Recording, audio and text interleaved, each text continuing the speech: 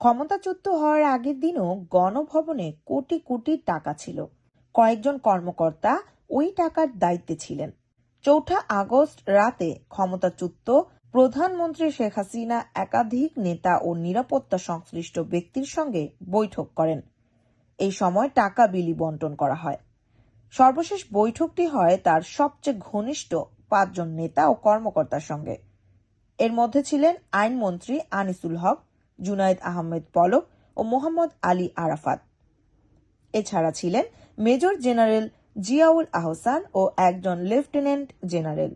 সেই বৈঠকে হাসিনা সার্বিক পরিস্থিতি পর্যালোচনা করেন, বলেন আর অপেক্ষা নয়, আর আপোষও নয়, নির্বিচারে গুলি চালিয়ে পরিস্থিতি শান্ত করতে হবে।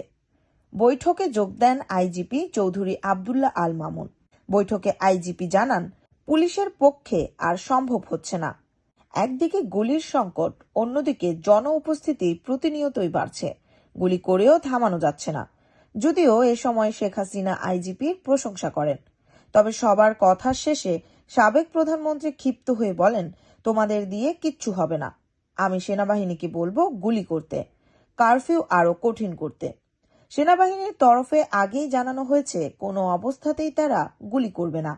হাসিনা এটা শোনার পর কোনো একজন কর্মকর্তাকে উদ্দেশ্য করে বলেন, আমি তোমাদের জন্য কি না করেছি। তোমরা এখন সবাই গা বাঁচানোর চেষ্টা করছো, যা করার আমি করব। হাসিনা তখন আরো বলেন, সেনাবাহিনী মার্শাল ল দিচ্ছে না কেন? তাহলেই তো পরিস্থিতি ঠান্ডা হয়ে যায়। সেনাপ্রধান জেনারেল ওয়াকারুজ্জামান আগেই জানিয়ে দিয়েছিলেন, মার্শাল লর পক্ষে তাদের সায় নেই। মার্শাল ল দিয়ে পরিস্থিতি শান্ত করা সম্ভব নাও হতে পারে। তাছাড়া বিশ্ব পরিস্থিতিও মার্শাল লর অনুকূলে নয়। এখানেই বৈঠক শেষ হয়ে যায়। একাধিক সূত্র নিশ্চিত করেছে, আন্দোলনকে বিপদগামী করতে টাকা ছড়ানোর সিদ্ধান্ত হয়। তখন গণভবনে গুচ্ছিত টাকা দেয়া হয় নির্দিষ্ট ব্যক্তিদের কাছে।